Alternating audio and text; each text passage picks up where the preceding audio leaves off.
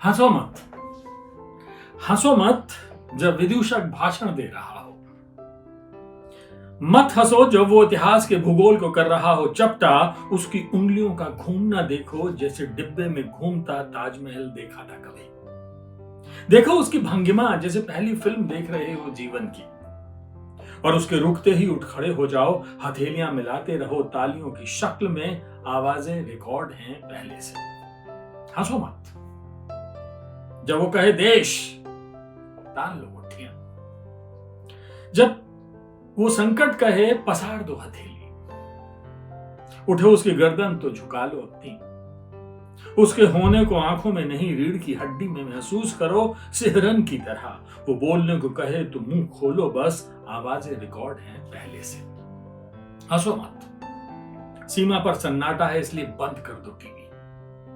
बाजारों में शोर है इसलिए घर में रहो, उसे देखने के लिए आंखें खोलना कतई जरूरी नहीं। जहां सब हैं रहो वहां, सुनो सब, देखो सब, मुस्कुराओ, फुसफुसाकर कहो, कान में ऐसे कि कोई शब्द ना सुनाई दे, आवाजें रिकॉर्ड हैं पहले से ही। हंसो मत तब भी जब वो रो रहा हो, ये हंसने नहीं गंभीर होने का समय है। हंसो मत। ये कविता मैंने आपको सुनाई, ये अशोक कुमार पांडे जी की कविता है। आवाज बेआवाज उनका कविता संग्रह अशोक पांडे का। कमाल के लेखक हैं, कमाल का बोलते हैं। और उनका ये कविता संग्रह आवाज बेआवाज आया, मैंने इसकी कविताएं कुछ पढ़ी, मुझे लगा आपको सुनानी चाहिए। राजकमल पेपरबैक से आया है ये कविता संग्रह। तो कविताएं तो सारी अच्छी हैं, सोचने पे आपको मंजूर करेंगे। आपको लगेगा कि क्या है, क्या हो रहा है। तो 2-3 कविता में लेके आया हूँ। लंबी लंबी कविताएं, अमूमन आजकल बड़ी छोटी छोटी कविताएं हैं, लेकिन अशोक जी की खासियत यह है कि उन्होंने लंबी कविताएं लिखी हैं। बेशर्मी के पक्ष में मैं आपको ये कविता सुना रहा हूं, सुनिए। एक भीड़ है पगलाई हुई और पीछे जलते हुए तमाम घर।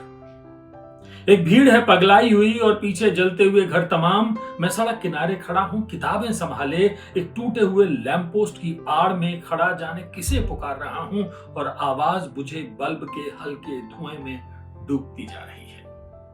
उनके हाथों में सबसे महंगे मोबाइल हैं, वे उन्हें पिस्तौल की तरह पकड़े भाग रहे हैं। उनके पैरों में सबसे महंगे ब्रांड के जूते हैं और उन पर जरा सी भी धूल नहीं। उनके सीनों पर सजी हैं सबसे महंगे संस्थानों की डिग्रियां, जेबें फूली हुई हैं, बाल एकदम संवरे, देह गमक रही है खुशबू से। वे एक ही सांस में कहते हैं प्रेम, सेक्स, देश और फांसी।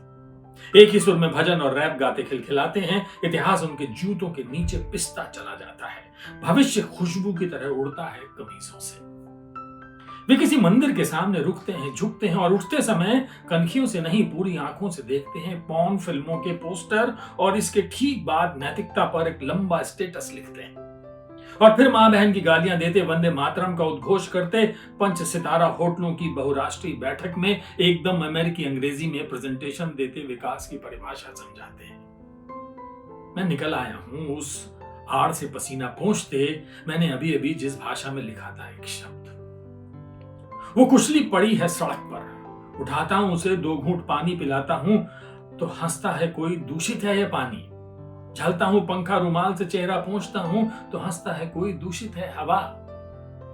मैं शर्मिंदा सा उठता हूं और वो मेरे चेहरे की शर्मिंदगी उखाड़ झंडे की तरह लिए भागता शामिल हो जाता है भीड़ में। मेरा रुमाल रख लिया उसने विजय चिन्ह की तरह और मेरी भाषा को पोस्टर की तरह चिपका दिया चौराहे पर। मैं भौचक देखता हूं तो कहता है कोई, शर्म अब हार का प्रतीक है, खेल के नए नियम हैं, ये अब हार चुके हो तुम, जाओ अपनी भाषा की शर्म संभालो, वो जो सबसे पहले शर्मिंदा और अब हमारे लिए जिंगल लिखती है।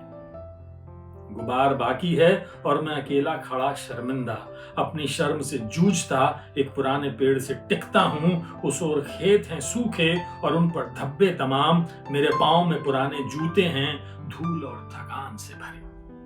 प्यास एक तेज उठती है, गले में कांटे सा चुभता है कुछ, चलता हूं थोड़ी दूर और एक कुआं रोकता है राह। जगत पर कत्थई धब्बे, रस्सियां उदास, एक कमजोर सा हाथ बढ़ाता है डोल तो चुल्लू पसारता हूं।